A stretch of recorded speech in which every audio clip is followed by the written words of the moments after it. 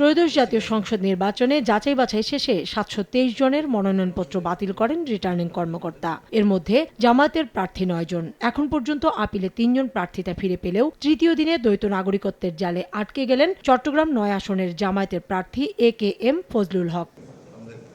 এদিকে যাচাই বাছাইয়ে বাদ পড়া জাতীয় পার্টির 35 মনোনয়ন প্রত্যাশীর মধ্যে 21 জন প্রার্থিতা ফিরে পেলেও এ পর্যন্ত বাদ পড়েছেন 4 জন। দল দুটির নেতাদের অভিযোগ, সবার জন্য সমান আচরণ করছে না ইসি।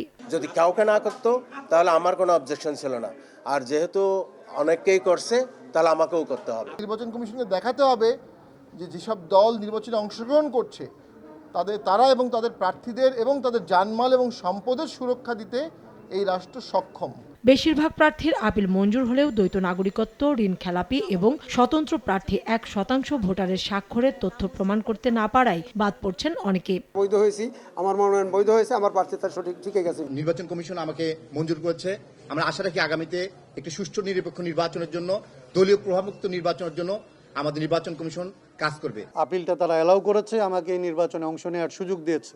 এছাড়া নির্বাচনের দিন পক্ষপাতমূলক আচরণ ও দায়িত্ব বহির্ভূত কর্মকাণ্ড থেকে আনসার ভিডিপি সদস্যদের বিরত থাকার নির্দেশ দিয়েছেন স্বরাষ্ট্র উপদেষ্টা। যে কোনো ধরনের অনৈতিক, পক্ষপাতমূলক বা দায়িত্ব বহির্ভূত আচরণ ও কর্মকাণ্ড যা নির্বাচন প্রক্রিয়াকে প্রভাবিত বা বিঘ্নিত করতে পারে সুস্পষ্টভাবে আপনাদের নির্দেশনা প্রদান করছি। গাজীপুরের শফিপুরে আনসার একাডেমিতে বাহিনীটির প্রশিক্ষণ ও কুচকাওয়াজ সমাপনী অনুষ্ঠানে নবাগত সদস্যদের দেশ ও জাতির কল্যাণে কাজ করার আহ্বান জানান স্বরাষ্ট্র উপদেষ্টা।